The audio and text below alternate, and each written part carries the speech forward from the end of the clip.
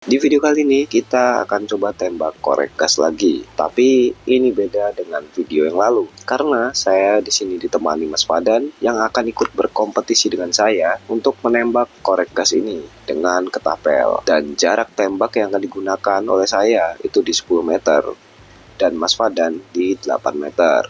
Jadi nanti aturan permainannya, setiap orang akan bergantian untuk menembak target.